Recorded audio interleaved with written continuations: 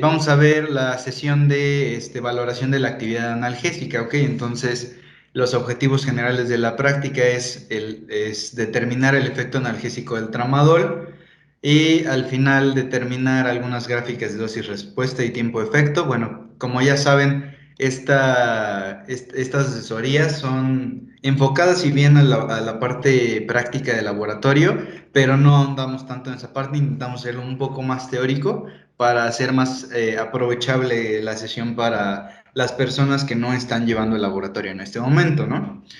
Bien, si estamos hablando de fármacos, ¿ok?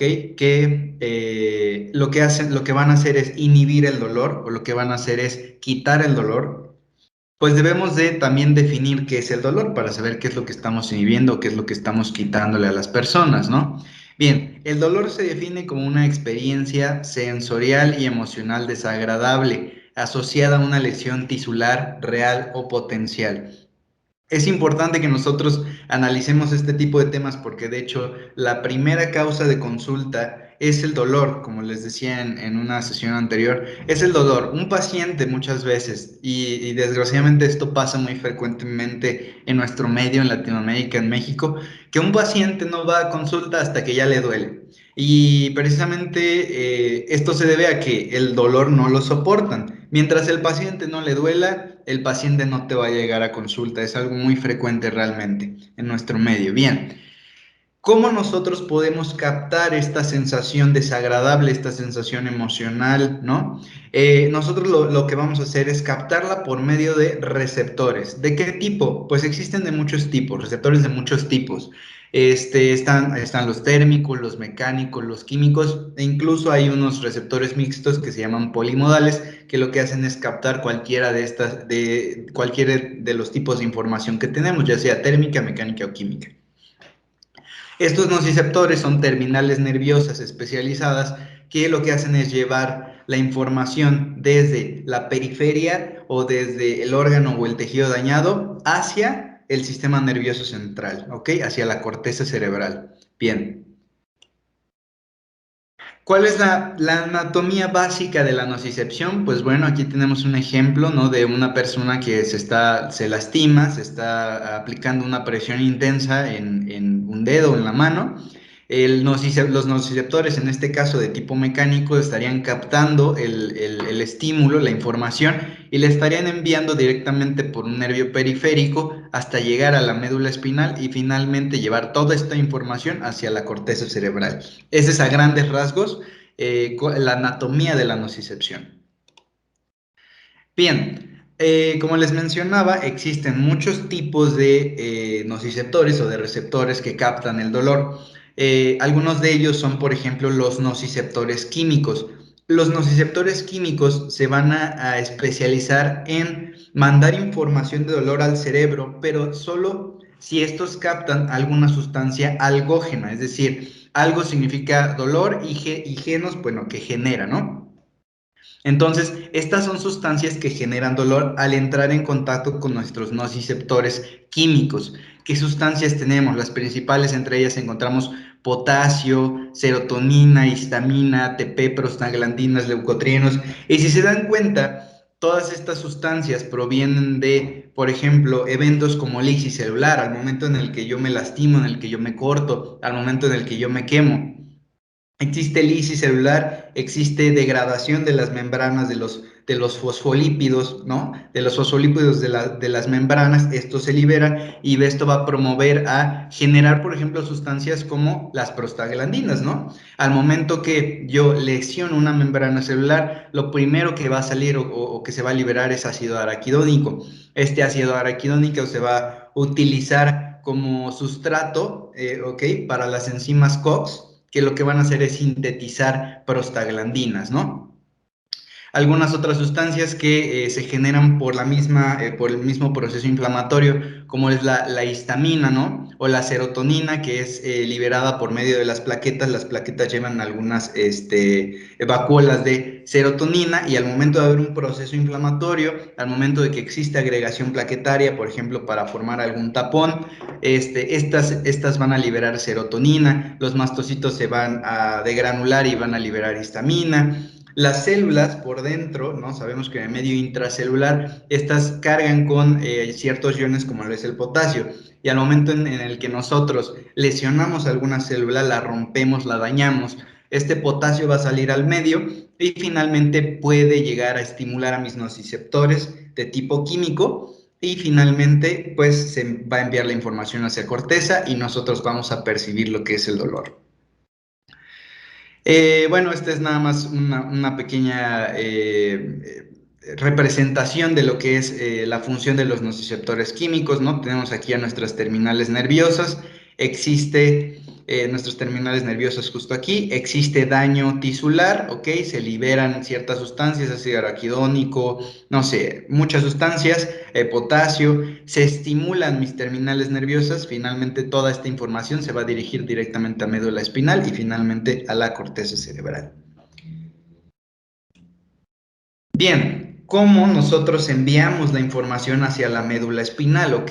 Y después hacia corteza. Bueno, pues por medio de fibras, por medio de neuronas, de fibras nerviosas. Estas fibras nerviosas las vamos a poder dividir o clasificar en dos formas, o más bien en dos grupos, ¿no? Tenemos las A delta y las C, ¿ok?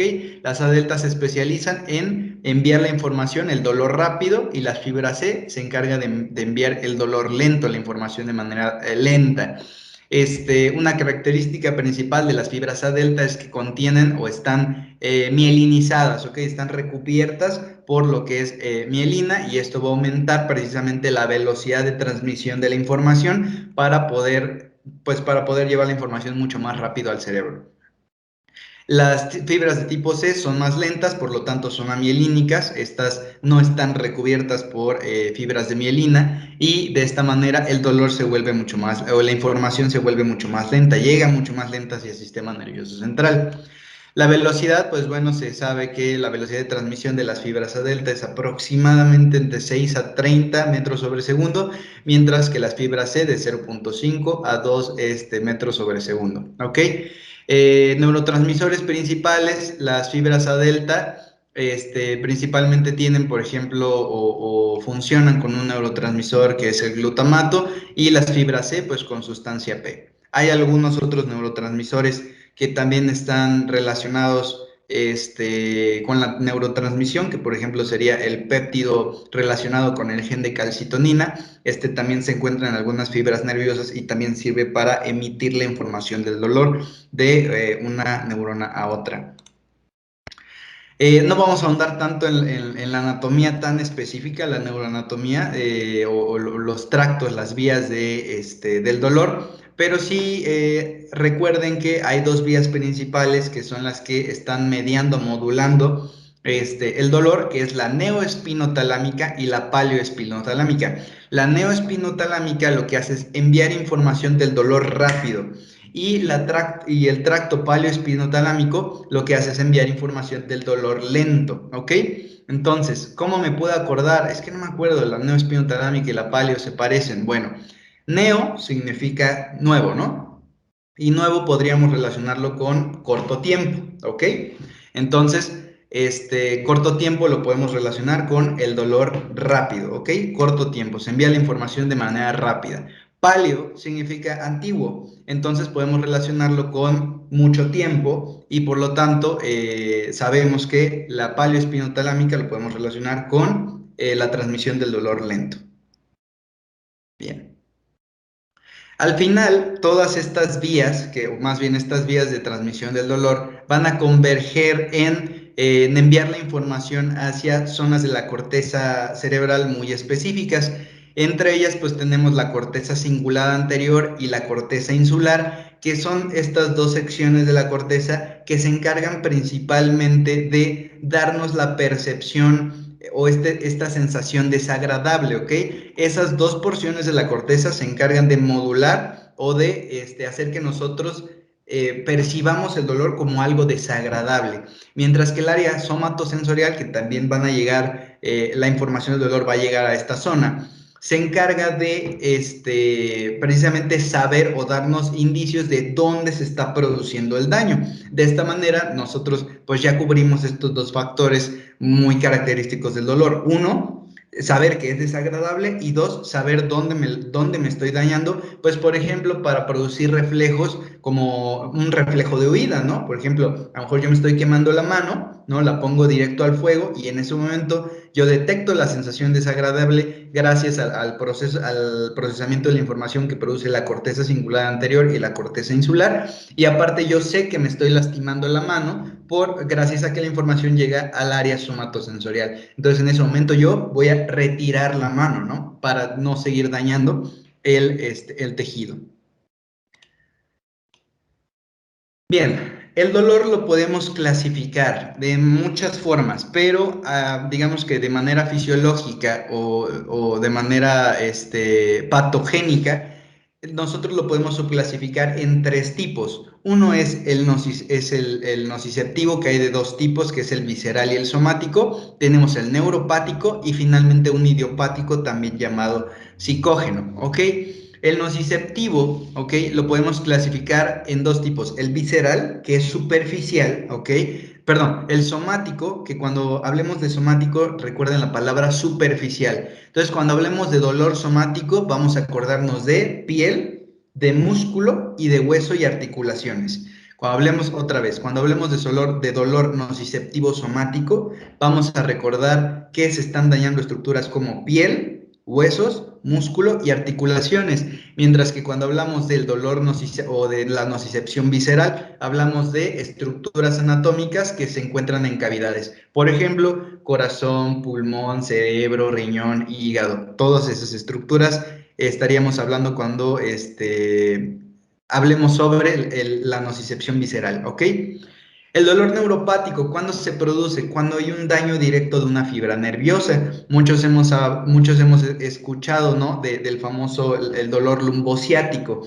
¿Qué es lo que pasa acá? Es un dolor de tipo neuropático, porque precisamente en este caso se está comprimiendo un nervio, como lo es el nervio ciático, y está produciendo un dolor por una irritación directa del nervio. Finalmente tenemos el dolor idiopático, es decir, que no sabemos realmente cuál es la causa o no hay una causa, digamos, visible, ¿no? O comprobable de que se está produciendo el dolor. Simplemente al paciente le duele, se está quejando de dolor. Y se le llama psicógeno, también algunas literaturas lo llaman de esta manera, precisamente porque está muy asociado con factores emocionales, con factores afectivos, ¿no? Entonces, vamos a ver que en este tipo de pacientes con dolor psicógeno, algunos detonantes van a ser, por ejemplo, sensaciones o sentimientos, ¿no? Como el miedo, la angustia, la ansiedad, ¿no? La depresión también podría estar relacionada a un dolor de tipo psicógeno. Entonces, más o menos así podemos clasificar el dolor de acuerdo a su patogenia. Bien, como les decía, el dolor nociceptivo lo podemos clasificar en somático y visceral. Ya habíamos hablado que cuando hablemos de somático, relacionémoslo con la palabra superficial y vamos a recordar que es piel, músculo, huesos y articulaciones. Y el dolor visceral, pues acordarse de todas las estructuras anatómicas que se encuentran en nuestras cavidades.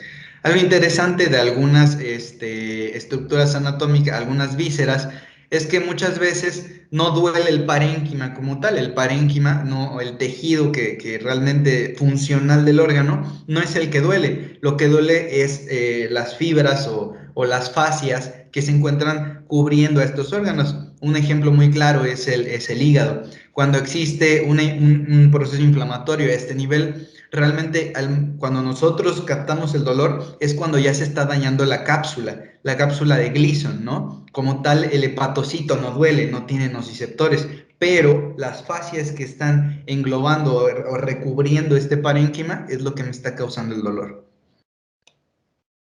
Podemos clasificar el dolor de acuerdo al tiempo. Por ejemplo, tenemos al dolor agudo y al dolor crónico. Se habla de que el dolor agudo debe ser menor a 3 meses y el dolor crónico mayor a 3 meses. Pero sinceramente esto es algo muy subjetivo, ¿no? Porque si una persona tiene un dolor de cabeza de 3 meses, pues definitivamente yo no lo puedo clasificar como agudo. Realmente es un dolor crónico. No es normal que un dolor de cabeza dure tanto tiempo, ¿no? Entonces la clasificación del dolor de acuerdo al tiempo, pues es algo pues subjetivo y quizás no tan utilizable o tan útil al momento de la clínica, ¿no? O sea, me refiero a no utilizarlo de manera tan cuadrada, ¿no? O sea, debemos de ser flexibles en este aspecto de cuándo clasificarlo en dolor agudo y dolor crónico. La semiología del dolor, chicos. Esto es algo importante al momento de consultar a un paciente, porque precisamente yo voy a poder ubicarme en el contexto que este paciente se encuentra por medio de preguntas inteligentes, por medio de anamnesis, ¿ok? Entonces, una mnemotecnia muy sencilla para poder acordarnos de esto, de las preguntas que tenemos que ir haciendo, es Alicia, ¿no? La significa antigüedad. Don Juanito, ¿cuándo le inició el dolor? ¿Ok? ¿Desde cuándo? ¿Hace cuánto tiempo? ¿Ayer? ¿Antier? ¿Hace una semana? ¿Hace un mes? ¿Hace 2 meses? Y pues eso me va a dar una idea como clínica, ¿no? Hacia dónde me puedo dirigir para mi diagnóstico y de qué manera puedo tratar a este paciente. Localización, ¿en qué lugar? ¿Dónde le duele? Señáleme con su dedo. Algo muy común es que pasa a veces en la consulta que a veces nosotros como alguien, como pues no tenemos tanta experiencia en la clínica, pues le preguntamos dónde le duele, ¿no? Y el paciente dice, no, pues me duele el estómago. Pero pues es mucho más objetivo decirle, a ver, don Juanito o doña Juanita, con su dedo, señáleme específicamente dónde le duele. ¿Por qué? Porque de esta manera también podemos saber si el dolor es un poco más localizado o es un dolor algo más diseminado. Y de esta manera podemos darnos una idea de realmente cuál es el origen del dolor. La irradiación, ¿no? Hacia dónde se está dispersando el dolor, ¿no? Esto pasa muy frecuentemente en pacientes que están cursando en un síndrome coronario agudo o se están infartando. Muchas veces les duele, tienen un dolor opresivo en el pecho, pero se está irradiando hacia lo que es el brazo izquierdo, algunos hacia el brazo derecho, hacia la espalda, se puede irradiar y esto me puede dar una idea, ¿no? Como hacia dónde me voy a dirigir, hacia cuál es mi diagnóstico. El carácter, hay muchos tipos de dolor, quemante, ¿no? Le arde, al paciente le arde, punzante, siento que me están clavando como un cuchillo o como un clavo, no sé. El dolor opresivo, ¿no? Siento que alguien me está como empujando, como si alguien estuviera abrazándome de manera muy fuerte, no siento la sensación de que me falta el aire, ¿no? Eso es un dolor tipo opresivo. Y finalmente el dolor sordo, que es un dolor, si bien no fuerte, es un dolor mucho más atenuado, ¿no? Que está ahí presente, pero que no es nada claro, ¿no? O sea, no me duele tanto, pero es molesto, ¿no? Intensidad, ¿no? Esto es algo bien subjetivo, ¿no? También, ¿no? ¿Cuánto le duele? Oiga, don Juanito, ¿cuánto le duele si el mayor dolor que ha sentido en su vida es un 10? ¿Cuánto le duele en esta ocasión? No, pues dígame un número del 1 al 10, ¿no? Esto es algo bien subjetivo. Algunas personas quizás, digamos que es la misma etiología del dolor en dos personas distintas y a lo mejor a una persona va a sentir un dolor de tipo 2 y la otra persona va a decir que le duele un 10, ¿no? Es algo súper subjetivo y que más adelante también tenemos algunas herramientas que nos van a servir para realmente saber si el paciente le duele tanto como me está diciendo. La atenuación también, ¿con qué aumenta? ¿Con qué disminuye? No, pues doctor, fíjese que este dolor que tengo en el pecho me aumenta cuando corro, o me aumenta cuando estoy durmiendo, o me aumenta cuando estoy comiendo, cuando estoy ingiriendo algún líquido, ¿no? Todo esto me va a ayudar precisamente a dar un diagnóstico más específico del dolor. Podemos medir el dolor por medio de la escala visual analógica de Wong-Baker, que era lo que les decía. Primero, pues lo que tenemos que hacer es preguntarle al paciente qué tanto le duele, ¿no? Del 1 al 10, ¿qué tanto te duele en esta ocasión, ¿no? Y de acuerdo a lo que me diga, pues también yo lo voy a contrastar con esta escala visual analógica de Wong-Baker, ¿no? De acuerdo a lo que el paciente esté expresando con sus facies, pues yo voy a saber si realmente a lo mejor me está diciendo la verdad o quizás solo está mintiendo, ¿no? A lo mejor me está diciendo que le duele un 10, pero en la escala visual analógica pues tiene un 0, ¿no? ¿no? O sea, el paciente responde bien a lo que yo le estoy preguntando, el paciente, pues, no sé, a lo mejor si le cuento algún chiste se ríe, ¿no? O sea, ese tipo de contrastes, pues, son los que me van realmente a orientar si realmente el dolor, es tan grave como el paciente me está indicando. Bien, eso fue la introducción de dolor, ¿ok? A partir de ahorita ya viene lo bueno, que es la farmacología. Me gustaría saber si hasta aquí alguien tiene alguna duda. ¿Alguien tiene una duda hasta aquí? Seguro, seguras. Dime, Montserrat. ¿Podrías repetir lo del dolor sordo? Es que se no escuché muy bien. ¿Dolor qué, perdón? Sordo. Ah, bien. Bueno, el dolor sordo se caracteriza por ser insidioso, ¿ok? Es un dolor que no es brusco, no inicia de manera brusca, es un dolor muy leve, pero que está presente. El paciente muchas veces, es más, el dolor sordo se acompaña muchas veces en localización de algo diseminado. No sabe bien dónde le duele, o sea, no te puede decir, aquí me duele. No, dice, en esta área me duele. Y aparte, no es brusco, o sea, no es algo incapacitante, sino me duele, está ahí presente el dolor, pero es molesto, pero no es algo incapacitante. Eso es a grandes rasgos el dolor sordo. ¿Ok? No inicia de manera abrupta y aparte este tipo de dolor sordo tiende a ir aumentando. ¿Ok? Este tipo de dolor sordo después se vuelve algo mucho más, digamos que en escala visual analógica, a lo mejor con un dolor sordo el paciente empieza en un 4 y poco a poco esto es gradual, va aumentando el dolor sordo hasta llegar a un 6 o un 8. También depende mucho de la etiología del dolor, ¿no? Pero a grandes rasgos esta es la característica del dolor sordo. ¿Sí? ¿No sé? Sí, gracias. Bien, ahora sí, ¿qué es un analgésico, no? Ah, perdón, ¿alguien más tiene alguna pregunta? ¿O alguna observación, algún dato interesante? Bien, entonces seguimos. Perfecto.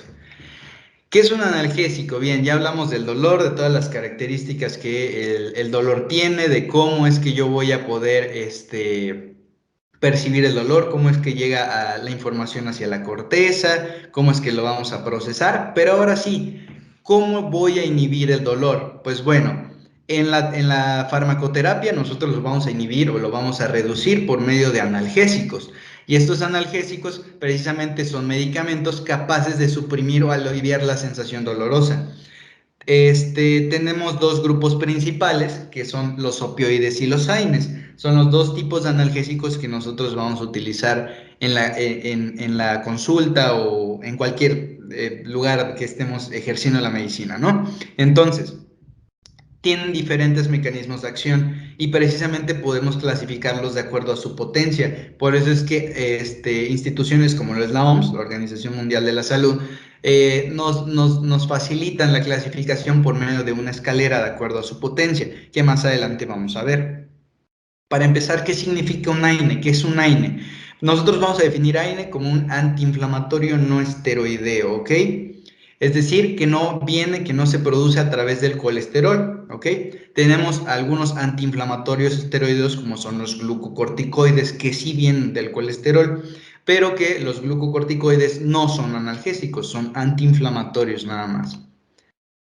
Bien, digamos que las siglas que se utilizan en el inglés, y es importante porque precisamente gran parte, como les decía en algunas otras ocasiones, gran parte de la literatura de la actualización es en inglés. Entonces tenemos que saber cómo nosotros nos vamos a referir a los AINES en inglés.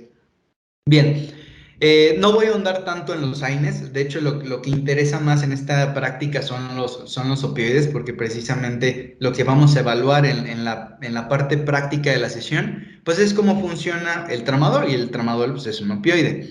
Pero pues sí les quiero mencionar a grandes rasgos cómo funcionan o qué es lo que están haciendo los antiinflamatorios no esteroideos. Recordemos que cuando existe un daño tisular, las membranas están hechos de fosfolípidos, están hechas de fosfolípidos, y un fosfolípido muy importante de las membranas celulares es el ácido araquidónico.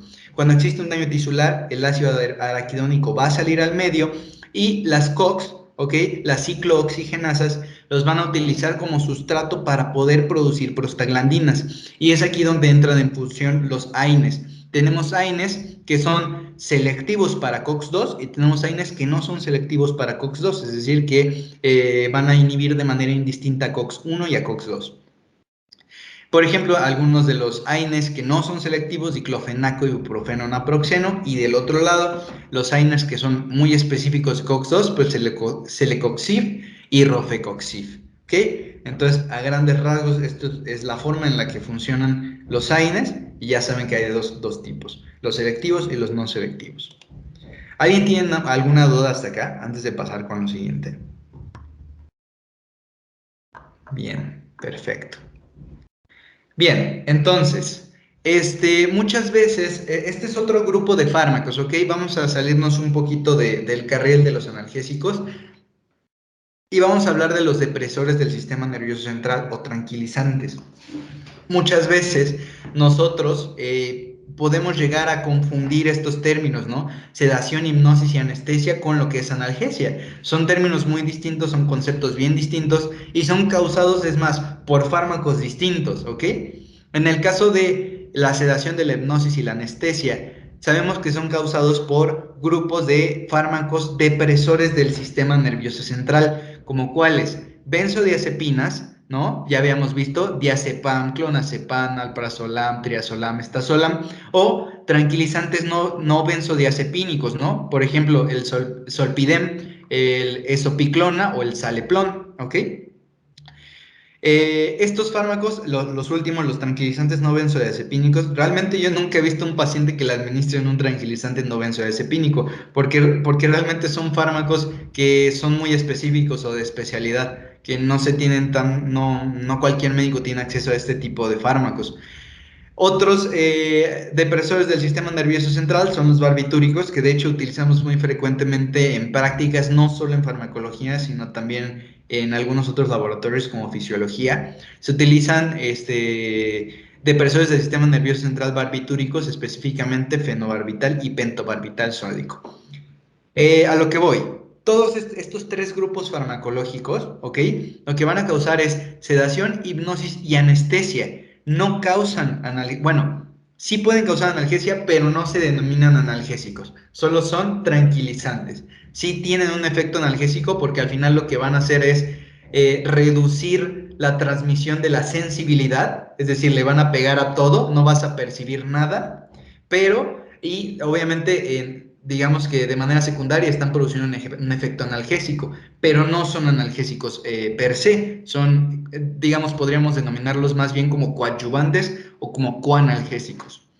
¿Qué es sedación? Rápidamente, pues se considera un estado de relajación, tranquilidad y calma, también nosotros lo podemos llamar como efecto ansiolítico, y esto normalmente, este efecto de sedación lo vamos a ver con los tranquilizantes, pero a bajas dosis. Si nosotros seguimos aumentando las dosis de estos tranquilizantes o depresores del sistema nervioso central, podemos causar hipnosis, es decir, un estado de somnolencia que facilita el inicio del sueño y que también facilita o al final del efecto de este tranquilizante, podemos ver que la persona va a despertar fácilmente. De hecho, si tú causas hipnosis, por ejemplo, con un benzodiazepínico, que es muy común, ¿no? Que a los abuelitos les administren, por ejemplo, con clonazepam para poder dormir de una manera más rápida, ¿no? Sencilla, que no tengan trastornos del sueño, ¿no? Como el insomnio.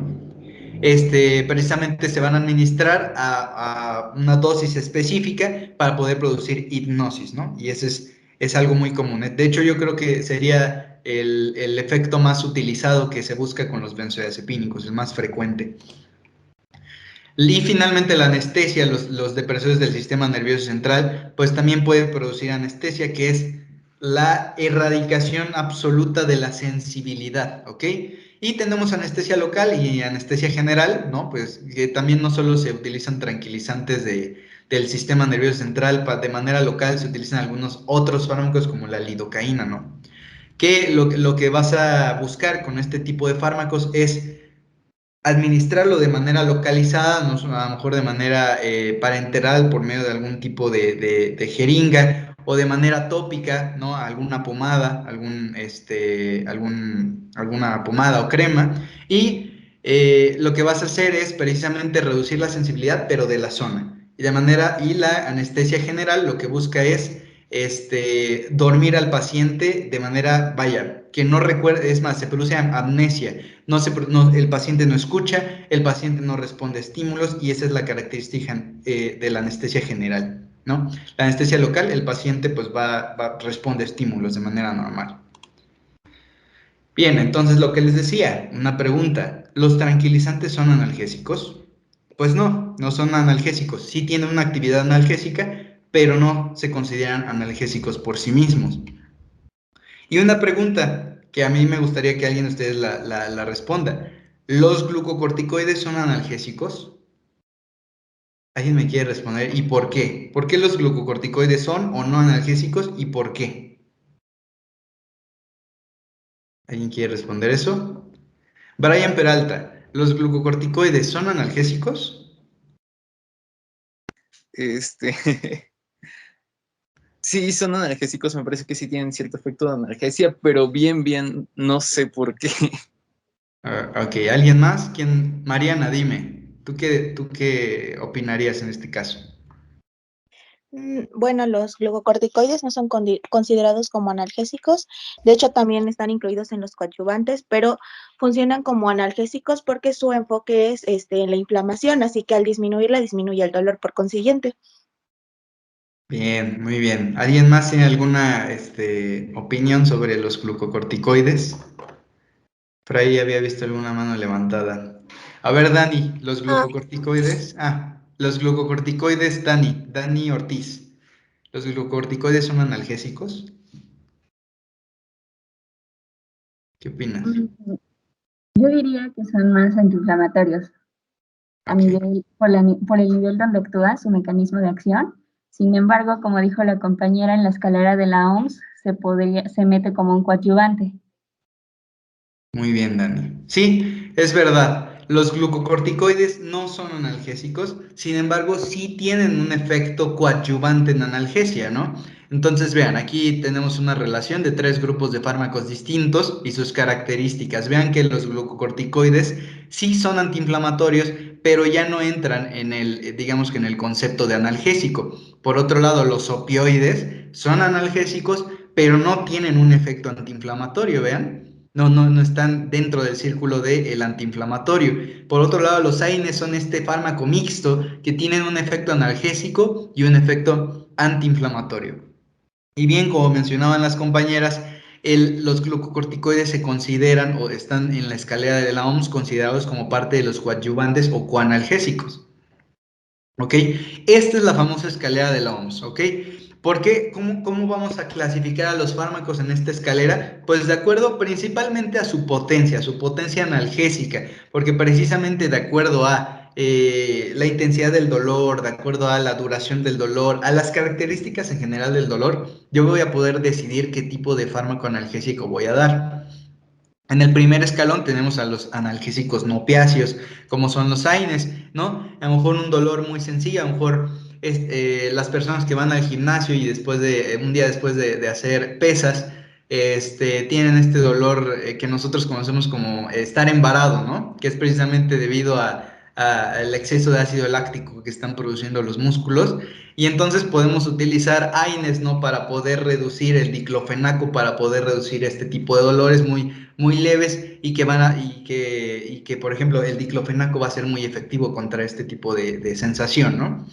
En el segundo escalón tenemos a opioides débiles, tramadol, hidrocodeína, codeína, que precisamente pueden asociarse con, ya a este nivel, pueden asociarse con fármacos como son los AINES. Algo interesante de la escalera es que cada escalón que tú subas, puedes irlo combinando con los fármacos del escalón anterior. Por ejemplo, en el segundo escalón, pues yo les decía que digamos que el estereotipo del segundo escalón es el opioide débil, pero en el segundo escalón también puedes utilizar los AINES, es decir, combinados, opioides débiles con un AINE, tramadol, pues a lo mejor con diclofenaco, ¿no? Por ejemplo.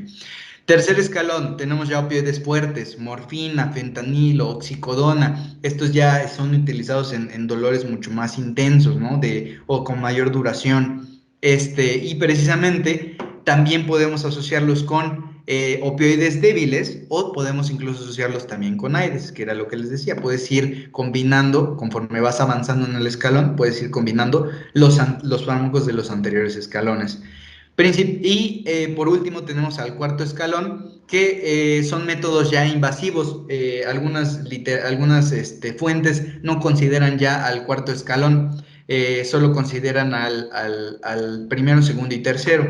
¿Por qué? Porque de hecho ya en el cuarto escalón no solo estás utilizando fármacos, ya no solo utilizas farmacoterapia, estás utilizando ya métodos quirúrgicos, inclusive como por ejemplo una resección de un nervio, ¿no? Duele tanto y el dolor a lo mejor es de tipo neuropático y no se quita ni con opioides potentes en altas dosis, ni combinado con opioides débiles, ni con AINES. Es tan inmenso el dolor, es tan masivo, que lo que optan los médicos es por dar un tratamiento de tipo quirúrgico, como les decía, una resección de un nervio. Y esto pues también puedes irlo combinando con precisamente los demás analgésicos, el tratamiento médico, ¿no? Opioides potentes, opioides débiles y AINES. Y eso es básicamente la clasificación de la escalera de la OMS. Hay un término muy interesante aquí que es el de coadyuvante y coanalgésico. Pero ¿cómo podemos definir al coadyuvante y al coanalgésico? Este es un fármaco sin acción analgésica propia, pero que administrado con analgésicos convencionales contribuye a disminuir el dolor por otros mecanismos. ¿Alguien me puede decir ejemplos de coadyuvantes y coanalgésicos? De los preinstructores. Una listita, sí, lo primero que se les ocurra. A ver, vamos a ver, ¿quién está aquí? Nadia, dime 3 coadyuvantes que se te vengan a la cabeza. Bueno, pues como habías mencionado, puede ser a las benzodiazepinas, que bueno, no van a ser como su principal función, pero al, digamos, dormir todo, van a disminuir el dolor. Como habíamos mencionado, también los glucocorticoides y los barbitúricos pueden ser. Ok, bien. ¿Alguien más que quiera mencionar más coadyuvantes? También podría ser no farmacológico, como podría ser terapia que le sirva al paciente, ya sea el hacer ejercicio, el meditar, este tipo de cosas que le puedan funcionar o que le agraden al paciente. Ok, sí, que produzca una sensación de alivio al final, ¿no? Daniela, dime. También algunos antihistamínicos, ansiolíticos y remedios físicos como la quimioterapia. Algo interesante. Dani, tú misma, ¿por qué crees que un antihistamínico podría servir como coadyuvante o coanalgésico? Por la inhibición de los receptores de histamina, ¿o De no? los receptores, de los nociceptores de tipo químico, ¿no? Que decíamos que podrían ser reactivos ante sustancias como la histamina, ¿no? Bien, Sí. Dani. Fabián, dime, ¿algún otro coadyuvante? Los antidepresivos también, ¿no? Antidepresivos. ¿Por qué antidepresivos, Fabián? ¿Por qué te Este, imaginas? bueno, porque bueno, y ya no me acuerdo muy bien de la razón, pero sí recuerdo que se usaba mucho lo que era la fluoxetina, principalmente en el manejo de tratamiento de dolor visceral, pero la verdad ya no me acuerdo de la razón.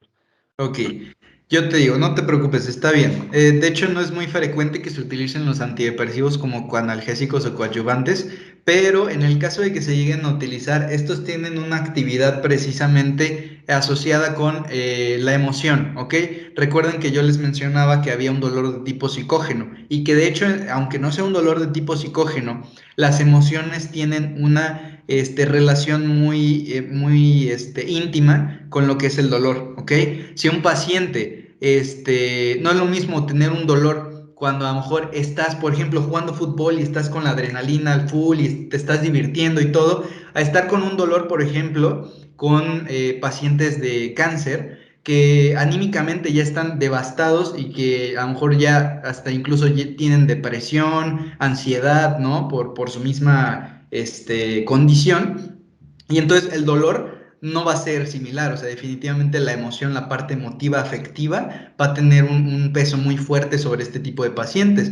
Entonces, un antidepresivo en este tipo de pacientes que la parte emocional tiene un peso muy importante, pues va a tener va a ser un coadyuvante muy efectivo, ¿no? María, dime. También pueden entrar los anticonvulsivos, ¿no? Como la carbamazepina. Sí, sí, también algunos anticonvulsivos pueden entrar, precisamente ¿por qué? Porque estos disminuyen la transmisión de información a través del sistema nervioso central, ¿no? Entonces se pueden llegar a inhibir neurotransmisores como por ejemplo el glutamato, ¿no? Si tú inhibes el glutamato para que no se esté transmitiendo el dolor por medio de sinapsis, si tú estás inhibiendo esa información, pues el dolor ya no llega a la corteza y estás reduciendo el dolor. Sí, algunos anticonvulsivos pueden disminuir también el dolor. También por ahí algunas personas utilizan ácido valproico o valproato, que también es un anticonvulsivo, como profiláctico para migrañas, por ejemplo, ¿no? También puede servir. Bien, María. ¿Alguien más? ¿Quiere mencionar algo aquí? Bien, pues una listita muy pequeña de lo que les decía, coadyuvantes, ya los vimos, sí, ya los mencionaba muy bien, antidepresivos, anticonvulsivos, corticosteroides, ansiolíticos, antihistamínicos, remedios caseros incluso, té, clavo, aceites esenciales, remedios físicos, terapia criogénica, baño caliente, en fin, cualquier proceso, cualquier mecanismo por el que tú puedas llegar a darle a tu paciente esta sensación de alivio o a lo mejor inclusive un impulso en esta emoción positiva, ¿no? A lo mejor que causes placer, que causes felicidad, pues puede llegar a disminuir el dolor, ¿no? Ok, aquí dos conceptos bien interesantes. Ahora sí ya nos vamos a adentrar a los opioides y a los opiáceos. Dani, dime. Alex, yo tengo una duda. Dime. ¿Algunas vitaminas pueden servir como coadyuvantes? Porque lo pregunto porque creo que el diclofenaco viene con complejo B, entonces esa era mi pregunta, si puede servir como coadyuvante. Sí, sí, de hecho sí se utiliza muy frecuentemente como coadyuvante, como dices, ahí el neurobión, ¿no? Que viene algunos analgésicos y lo acompañan con el complejo B. Y sí, también están en la literatura, también los mencionas. Te soy sincero, la verdad, hasta el momento no me he puesto a investigar realmente por qué el complejo B tendría una acción como coadyuvante. Pero pues también a lo mejor en algunos pacientes yo he visto que les administran el complejo B solito, sin ningún tipo de analgésico de manera conjunta. Y esto está produciendo también un efecto de placebo. O sea, algunos pacientes se los administran como efecto placebo, pero realmente en el neurobión, o sea, debe tener algún mecanismo de acción muy específico por el cual esté produciéndose un efecto analgésico, pero realmente no te sabría decir específicamente por qué. No sé si por ahí creo que no está. No, no está, olvídenlo. No, la verdad no sé, si lo investigaría y ya se los mandaría al grupo, pero específicamente no sé por qué la vitamina podría ser un buen coanalgésico. Pero sí se utiliza, Dani, sí, tienes razón. Ok, gracias, Alex. Sí, Moni, dime. Bueno, yo había visto que también la toxina botulínica se ocupaba como coadyuvante, pero no sé si, o sea, Ah, bueno, la toxina botulínica al final también lo que hace es reducir la transmisión es un inhibidor de transmisión de información nerviosa. Es lo que hace también la toxina botulínica, entonces también sí, puede utilizarse como coadyuvante. La verdad, yo no lo había escuchado, pero podría ser, o sea, tiene lógica. El mecanismo de acción de la toxina botulínica tiene lógica que se utilice como coadyuvante, pero la verdad yo nunca he visto que a un paciente le administren toxina botulínica como coadyuvante, la verdad. Sí, ok, gracias. sí. ¿Alguien más? ¿Alguien más quiere opinar algo? Bien. Entonces nos vamos ahora sí con el tema de opioide y opiáceo. Bien. para empezar, opioide. Vamos a leer la definición textual del libro, ¿ok? El opioide es una sustancia endógena o exógena que tiene afinidad por un receptor opioide. Y ahorita lo vamos a explicar un poquito más, lo vamos a desarrollar más. El opiáceo es una sustancia que se extrae de la cápsula de la planta del opio, ¿ok? Bien, ¿cuál es la planta del opio? Esta, que es la Papaver somniferum, que es el nombre científico de la planta. Ojo aquí, no todos los opioides son opiáceos, ni todos los opiáceos son opioides. ¿A qué me refiero? Yo puedo sustraer, ¿ok? Una sustancia de la planta del opio y que no funcione en el sistema opioide endógeno. Entonces, esa sustancia que yo estaría extrayendo del opiáceo, más bien de la planta, sería un opiáceo porque viene de la planta, pero no sería un opioide porque no trabaja en el sistema opioide endógeno, ¿ok? Como lo es la morfina y la papaverina. Por ejemplo, la morfina es un opioide, ¿ok? Y es un opiáceo. La morfina se obtiene de la planta y aparte está teniendo acción a nivel de el sistema opioide endógeno. Por otro lado, la papaverina se extrae de la planta, pero no está actuando a nivel del sistema opioide endógeno, no estimula receptores opioides. Ahora tenemos la definición de opiáceo. El opiáceo es esta sustancia que voy a extraer de la planta, ¿ok? Pero no necesariamente está trabajando a nivel del sistema opioide endógeno. Perdón, creo que aquí me confundí, ¿verdad? El opioide es aquella sustancia que se está utilizando a nivel del sistema opioide endógeno. Sí tiene acción. Entonces la morfina sí tiene acción al nivel del sistema opioide endógeno y aparte se extrae de la planta. La papaverina no actúa a nivel del sistema opioide endógeno y sí se extrae de la planta. Por otro lado, la encefalina, que es una sustancia que nosotros estamos sintetizando de manera natural, ¿ok? Esta no la extraemos de una planta, está actuando a nivel del sistema opioide endógeno, pero no es un opiáceo porque no lo extraje de la planta, yo lo estoy sintetizando de manera endógena. La morfina tiene característica de opioide y opiáceo, es decir, lo extraemos de la planta y aparte estimula receptores de tipo opioide. ¿Alguien tiene alguna duda hasta aquí? Entonces ahí está al revés, ¿no? Por así decirlo. No, porque la morfina es Que opioide, ¿o se cómo? supone que dijiste que la encefalina la producimos nosotros, Ujú, entonces no se extrae de la planta, pero los exacto, opiáceos son los que se extraen de la planta. así es. Entonces ahí tendría que ir esa arriba, ¿no? Ah, es Sí que se está en puede. rojo precisamente porque no es opiáceo. Bueno, ese era lo que quería dar a entender con los colores. El rojo no es opiáceo y aquí el rojo no es opioide. Y la morfina que está en verde sí es opioide y sí es opiáceo porque está en verde también. Era lo que quería dar a entender. Pero igual y confundo un poco. Lo voy a cambiar. Bien, ¿alguien más tiene alguna duda? Bien, ¿quedó claro el concepto de opiáceo y opioide? Bien, a ver, entonces vamos a preguntar. José Blas, ¿la endorfina es un opiáceo, es un opioide, es ambos y por qué? José Blas. Hola Alexis. Oye, no te escuché bien la pregunta. ¿Me puedes repetir, por favor? Ok, la endorfina. Las endorfinas recuerda que son sustancias, son opioides, son péptidos opioides que sintetizamos de manera endógena. Ojo, ¿eh? Entonces, ¿la endorfina es un opiáceo, es un opioide o es ambas y por qué?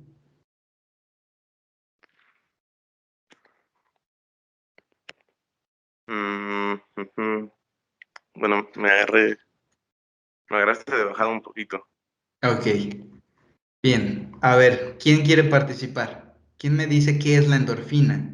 Yo, la endorfina sería un opioide y no sería un opiáceo. Ok, perfecto. Ah, bien. A ver, ahora, el tramadol. Bueno, no. ¿Qué otra cosa? ¿Qué otra cosa sería? A ver, vamos a ver. Es que ya tengo aquí los dos ejemplos. No, ya. O bien, la encefalina, bien, que está aquí fácil. La encefalina. ¿Quién me quiere decir qué es la encefalina? Está muy fácil, ahí ya lo tienen. Nadia, dime. La encefalina va a ser solamente un opioide porque como tal no se está extrayendo de la planta del opio, pero sí tiene efecto opioide. Perfecto. Entonces ya queda claro, ¿no? La diferencia entre opiáceo y opioide. Opiáceo es aquella sustancia que se extrae de la planta, solo se extrae de la planta, y opioide es aquella sustancia que actúa en el sistema opioide endógeno. Y hay sustancias que tienen las dos características, como ya vimos la morfina. Es opioide y es opiáceo. Bien, ahora, ¿qué es el sistema opioide endógeno? El mentado sistema opioide endógeno que tanto les dije, ¿no? Precisamente lo podemos definir, ¿no? De manera bien general como un sistema neuroquímico compuesto por sustancias transmisoras y receptores, ¿ok? ¿Cuáles serían las sustancias transmisoras? Los péptidos opioides o también, perdón, los péptidos opioides solamente, y los receptores, pues son los receptores opioides, ya sea kappa, delta o mu, los podemos clasificar por medio del alfabeto griego, que son, esos tres receptores son los más comunes que vamos a encontrar. Se dice que el sistema opioide endógeno está relacionado con la sensación del placer. Inclusive, estas personas que pueden llegar a sentir placentero el dolor, está relacionado con el sistema opioide endógeno. Y van a decir, ay, no, pues eso está medio raro, ¿no? De hecho, la mayoría de las personas llegamos a sentir placer por el dolor. Los mexicanos más, ¿no? El picante produce dolor. Y la mayoría de los mexicanos yo creo que le ponemos la salsa a los tacos y sentimos esta sensación placentera al momento de estar consumiendo el picante, ¿no? Y precisamente está relacionado con síntesis de opioides endógenos. Entonces, el sistema opioide endógeno está relacionado con esta respuesta de placer y también con llegar a percibir el dolor como algo placentero. ¿Ok? ¿Dónde se producen los opioides endógenos? Principalmente en células que conforman la hipófisis, el hipotálamo y la médula espinal, ¿ok? Y van a actuar sobre receptores que se encuentran a muchos niveles, a nivel central y a nivel periférico. A nivel central hay receptores en la médula espinal y a nivel cerebral también. Y a nivel periférico podemos encontrar en ganglios de la raíz dorsal, en células endocrinas, en el sistema inmune, ¿no? Algunas fibras nerviosas sensoriales y simpáticas de la piel, articulaciones, también hay receptores opioides a este nivel, en plexos submucosos del intestino, en vejiga, en conductos diferentes, es decir, tenemos receptores opioides regados por todo el organismo y precisamente estos van a cumplir funciones de inhibición del dolor, ¿no? Es algo evolutivo incluso, ¿no? Precisamente es algo que hemos desarrollado, digamos que los animales, para poder reducir esta sensación desagradable. Bien, ¿cuáles son los opioides endógenos? De manera general los podemos subclasificar en 5, los péptidos opioides endógenos los podemos clasificar en 5 familias. Las encefalinas, que tenemos como ejemplos a la metaencefalina y a la leuencefalina. Las endorfinas, que tenemos por ejemplo a la beta-endorfina. Las dinorfinas, que tenemos a la dinorfina A y B. Las endomorfinas, que tenemos a la 1 y la 2. Las orfaninas, ¿ok? Que tenemos a la nociceptina. Esas son las principales familias de péptidos opioides endógenos y que podemos sintetizar nosotros de manera natural, ¿no? Por eso son endógenos. Bien, ¿cuáles son los receptores de todas estas sustancias? Pues tenemos a los receptores tipo mu, a los delta y a los kappa, y precisamente cada uno de estos va a cumplir diferentes funciones y va a tener afinidad por diferentes péptidos opioides. Por ejemplo, las encefalinas tienen una gran afinidad por receptores opioides tipo delta y mu, vean acá. Las endorfinas por tipo mu y delta, bueno, también delta y mu, ¿no? Bueno, precisamente este orden, ya me acordé, en esta tablita te mencionaba, que aquí no lo tengo en la descripción de esta tablita, te decía que precisamente el orden estaba relacionado con el nivel de afinidad que tenía el opioide por su receptor. Entonces las encefalinas tienen más afinidad por el delta que el mu, sin embargo es afín a los dos. Las endorfinas tienen más afinidad por los receptores mu. Las dinorfinas tienen un poquito más de afinidad a los receptores kappa. Las endomorfinas por igual receptor mu. Y las orfaninas tienen ¿cómo se llama? una afinidad mayor por receptores algo distintos que son los ROL tipo 1, ¿ok? Bien, ahora, ¿cómo funcionan los opioides, no? Ok, ya sabemos que los péptidos opioides o los opioides de tipo exógeno van a actuar sobre mis receptores opioides, que aquí se los estoy simbolizando, que son estos de acá. Estos pentágonos son mis receptores opioides. Vean que los puse a nivel presináptico, esto es una sinapsis, ok, una sinapsis química, y los puse a los receptores en la porción presináptica y también en la porción posináptica, porque tienen diferentes funciones. Entonces, digamos que yo administro tramadol o quizás estoy comiendo picante y de manera endógena yo sinteticé endorfinas. Entonces van a actuar, estos receptores van a llegar a una sinapsis neuronal y van a actuar directamente sobre mi receptor, ¿ok? ¿Qué van a hacer? Pues hay dos funciones, la función presináptica y la función posináptica, y tiene mucha lógica. ¿Se acuerdan que yo les decía que la transmisión del dolor es por medio de neurotransmisores como glutamato y sustancia P? Bueno, cuando mi péptido opioide o mi opioide endógeno llega a mi receptor, lo que va a pasar es que a nivel presináptico se va a bloquear la transmisión del neurotransmisor. Es decir, si yo aquí estoy liberando, por ejemplo, aquí glutamato, estoy liberando glutamato, la estoy liberando a la hendidura sináptica para poder estimular a los receptores, pues precisamente el opioide al momento de llegar al receptor opioide, pues va a bloquear esta salida de glutamato y de esta manera se va a bloquear la nocicepción.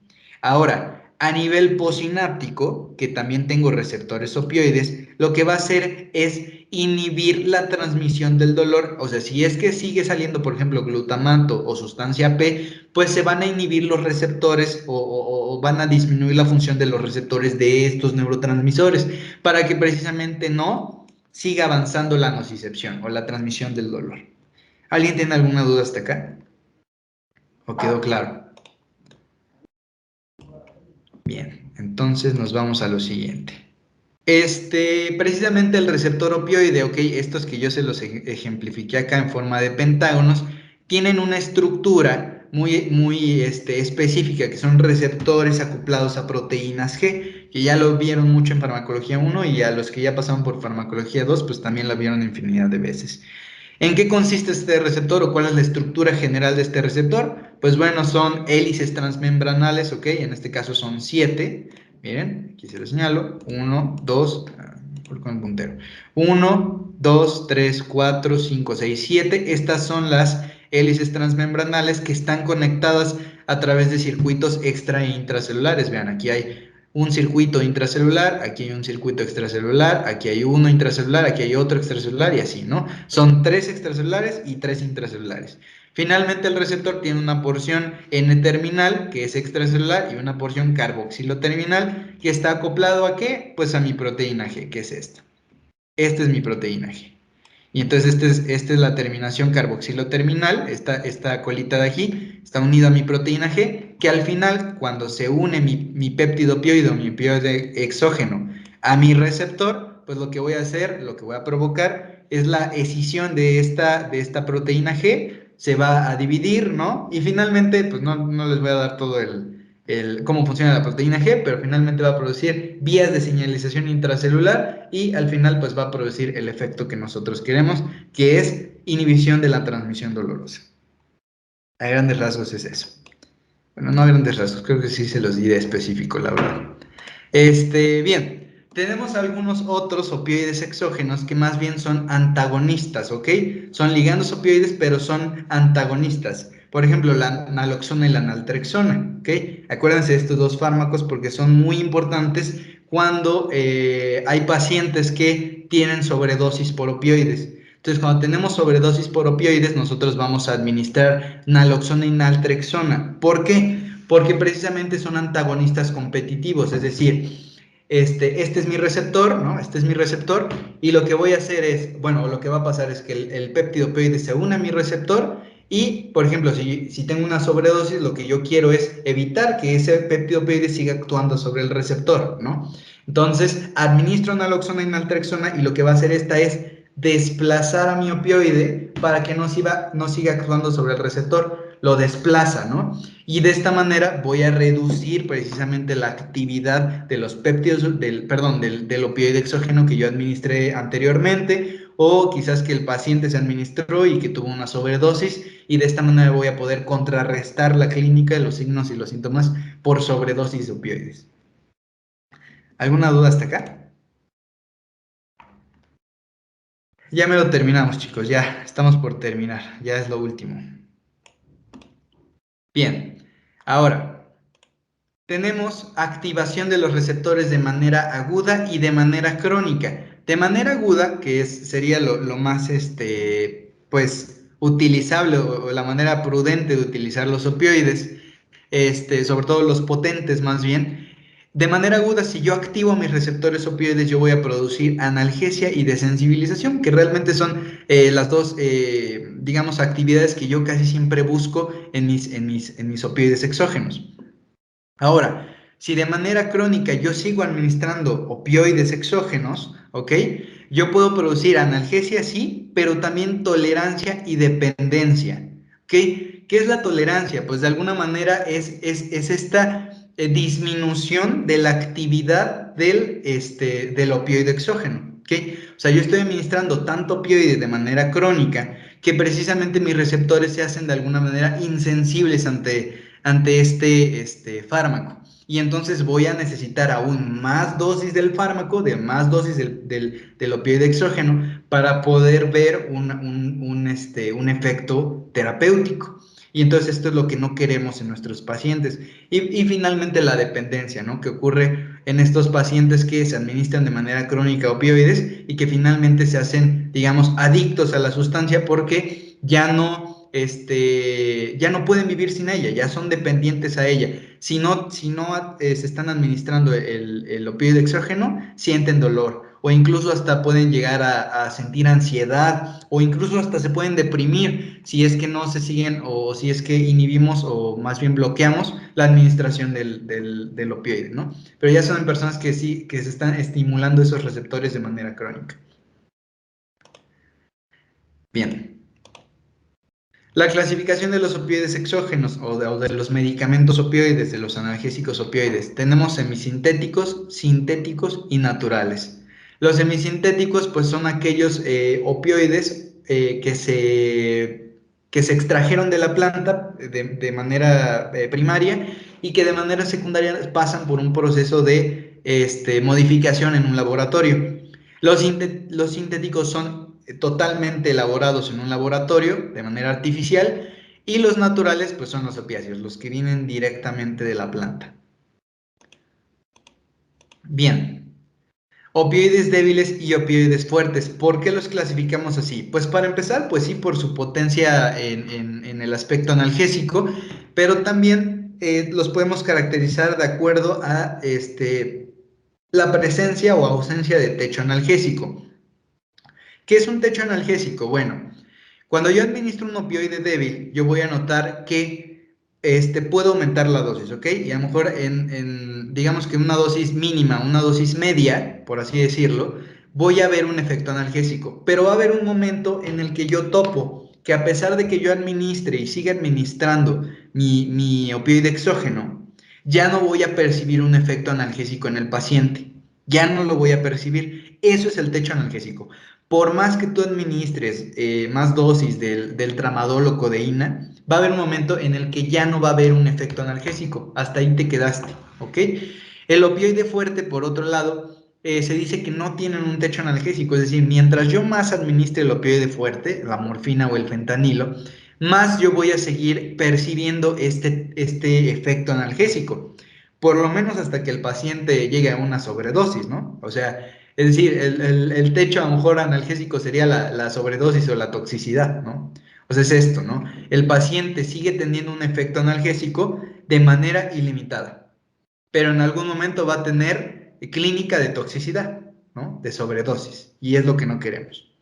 ¿Alguien tiene una duda hasta acá sobre qué es el techo analgésico, por ejemplo?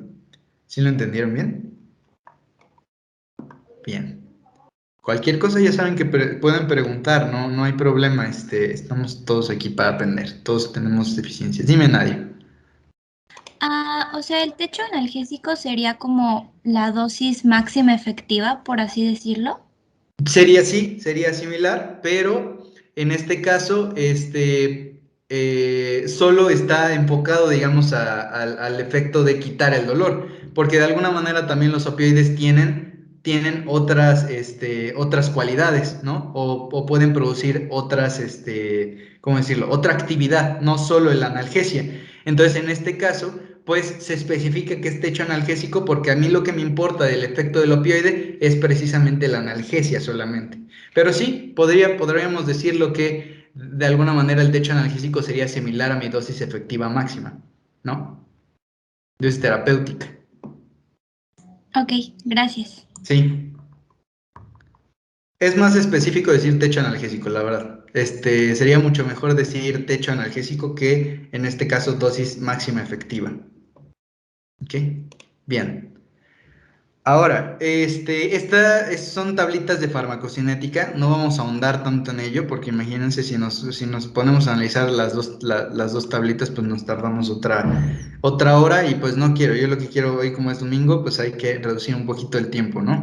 Pero bien, de manera general, aquí les tengo precisamente, aquí, ¿dónde está? Aquí me voy a saltar unas llaves.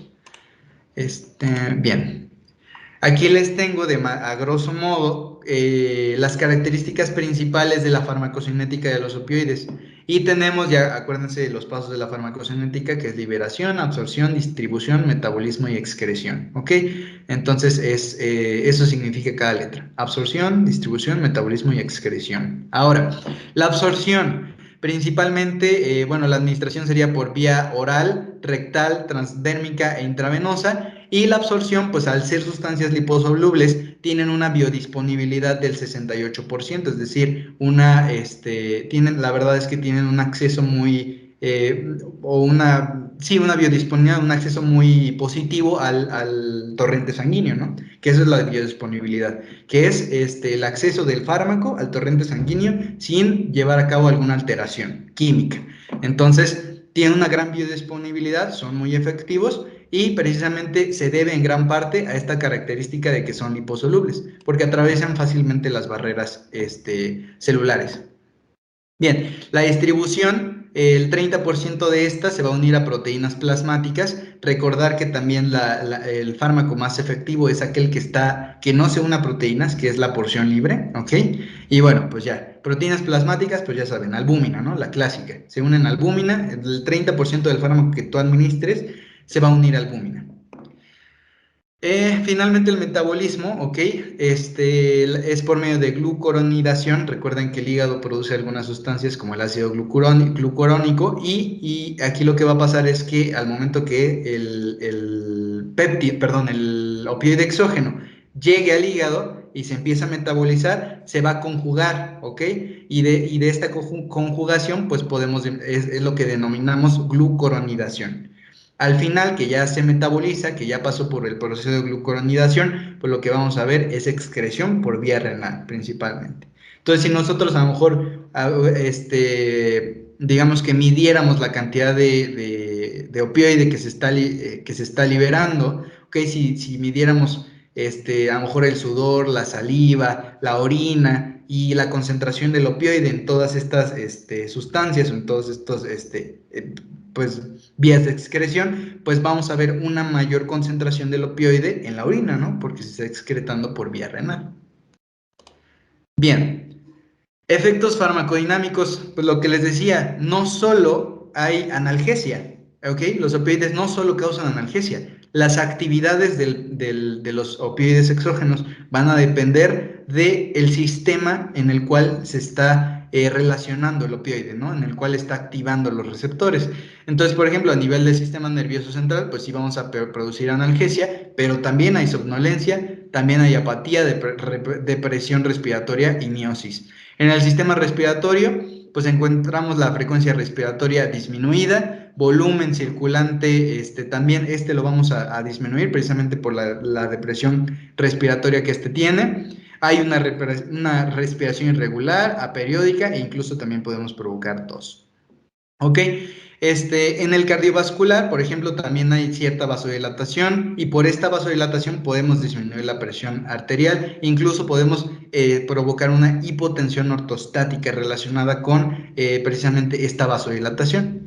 También tenemos actividades a nivel genitourinario, endocrino, gastrointestinal, ¿no? Y, en fin, una infinidad de actividades que tienen los opioides que no vamos a ahondar tanto porque lo que a nosotros nos interesa más es precisamente la analgesia. Eso es lo que más nos interesa, la actividad. Depresión respiratoria, que es un gran efecto adverso de los opioides exógenos. Es muy frecuente que precisamente en los pacientes con sobredosis por opioides exógenos encontramos depresión respiratoria, incluso muerte por esta depresión respiratoria por la toxicidad del fármaco. Algunos mecanismos, pues, es el efecto depresivo del ritmo, de la frecuencia respiratoria. Hay depresión de respuesta ventilatoria al aumento de CO2, efecto en quimiorreceptores de cuerpo carotídeo y aórtico, que esto también va a estimular, o no a estimular, sino a producir o aumentar la depresión respiratoria. Y finalmente, algunos factores que podrían estar asociados también con esta depresión respiratoria, pues puede ser el sueño o la administración, la coadministración con otros fármacos, la edad inclusive en personas mayores es mucho más fácil ver o tener síntomas de toxicidad y también de depresión respiratoria y algunas otras comorbilidades, pues por ejemplo como hipertensión arterial, como diabetes, también pueden llegar a ser factores de riesgo para producir esta depresión respiratoria si es que nosotros llegamos a provocar una sobredosis y provocar clínica de toxicidad, ¿no? Bien, ahora sí, la parte práctica de los biomodelos, con los biomodelos. Ok, como les decía, el objetivo de la práctica es evaluar precisamente la actividad del opioide en los biomodelos y precisamente ver cómo estos reaccionan ante un estímulo doloroso. Hay muchas respuestas que el biomodelo me puede dar cuando yo le aplico un estímulo doloroso. El primero es son las respuestas musculoesqueléticas, es decir, el biomodelo, el ratoncito va a intentar escapar, ¿ok? Va a intentar escapar, va a intentar incluso morder, ¿ok? Bueno, pero esto sería una respuesta más conductual. Pero va a intentar escapar, se va a retorcer, se va a mover, incluso se pueden rodar, mueven la cola, es decir, todo eso es una respuesta musculoesquelética. Respuesta autonómica. Hay aumento de la frecuencia cardíaca, aumento de la frecuencia respiratoria, salivación, nidriasis e hipertensión. Acuérdense que todo esto no estoy hablando de la respuesta ante el opioide, estoy hablando de la respuesta ante el dolor primero, ¿ok? Todo esto es lo que esta es la manera en la que el biomodelo responde ante un estímulo doloroso. La respuesta conductual, aquí sí, la agresividad, la vocalización y el escape, pues que también están relacionados, ¿no? Por esta misma respuesta musculoesquelética y conductual, pues vamos a producir, al final de cuentas, pues el escape del biomodelo, ¿no? O el biomodelo va a querer escapar por este estímulo doloroso. Bien, ¿cómo vamos a producir el estímulo doloroso en el biomodelo? Pues por medio de del pinzamiento. Vamos a utilizar una pinza de tipo caimán, ¿ok? Y esto va a estimular a mi biomodelo, ¿ok? Y va a producir dolor, finalmente. ¿Okay? Bien. Lo que íbamos a hacer de manera presencial, ¿no? Si es que estuviéramos en presencial, es que al biomodelo le administramos tramadol de acuerdo a su peso. Ya vimos ayer la práctica de posología, ¿ok? Entonces administramos tramadol en diferentes dosis. Al primer biomodelo le administramos 30 miligramos sobre kilogramo, al segundo 50 miligramos sobre kilogramo, al tercero 70 miligramos sobre kilogramo y pues vean, o sea, realmente poco a poco, o sea, cada biomodelo diferente va a recibir una dosis mayor todavía, ¿no? Entonces esperaríamos que en el biomodelo que le administramos 70 miligramos sobre kilogramo tenga un efecto analgésico mucho mayor. Bien, aquí está pues igual la posología. Aquí hicimos la cuenta, ¿no? En el caso de que el biomodelo pesara 32 gramos, 28 gramos, 40 gramos, ¿no? Y ya, pues esto no importa tanto. El tramadol se le administra por vía intraperitoneal, ¿ok? En el cuadrante inferior izquierdo, ¿ok? O derecho también, o sea, puede administrar, siempre es en el cuadrante inferior, ya sea izquierdo o derecho. Se divide el abdomen así y se administra en el cuadrante inferior, cualquiera de estos dos. Bien, ya que le administras el tramadol, les administramos las diferentes dosis. Habíamos dicho que al primero le administramos 30, al segundo 50 y al tercero 70. Bien, es lo que habíamos dicho. Obviamente esperábamos un tiempo también y ya aplicábamos el estímulo doloroso con la pinza de caimán. ¿Ok? Entonces esperaríamos que vamos a ir tomando el estímulo doloroso cada 20 minutos. Entonces a los 20 minutos se le pone la pinza de caimán, ya le administramos el tramadol. A los 20 minutos se le pone la pinza de caimán, a los 40 se le vuelve a poner la pinza de caimán y a los 60 otra vez se le pone la pinza de caimán. Esto se aplica en los 3 biomodelos. Y vamos a ver que precisamente al último biomodelo al que le administrábamos, perdón, cuando decimos que hay un efecto analgésico en el biomodelo, pues cuando el biomodelo precisamente no tiene respuestas ni autonómicas, ni musculoesqueléticas, ni de ningún tipo, ¿ok? Entonces en ese momento ya decimos que hay analgesia. Y entonces en los resultados nosotros poníamos nada más cruces o efecto analgésico positivo de acuerdo al tiempo, ¿no? Entonces lo que hacíamos era que a los 20 minutos pues poníamos en el ratón número 1 que le administrábamos 30, a los 20 minutos pues a lo mejor no tuvo efecto analgésico y pues le poníamos una tache, ¿no? Una línea. A los 40 a lo mejor tampoco y a los 60 sí presentó efecto analgésico y le poníamos una cruz, ¿no? Pues precisamente mencionando que ya tiene un efecto analgésico. Igual, al segundo y al tercer ratón, pues veíamos normalmente que a los 20 minutos no tenía un efecto analgésico, en el segundo sí tenía un efecto analgésico a los 40 minutos y en los 60 minutos pues también tenía el efecto analgésico. Y en el tercero, pues normalmente presentaba efecto analgésico en los tres, en 20 minutos, 40 minutos y 60 minutos.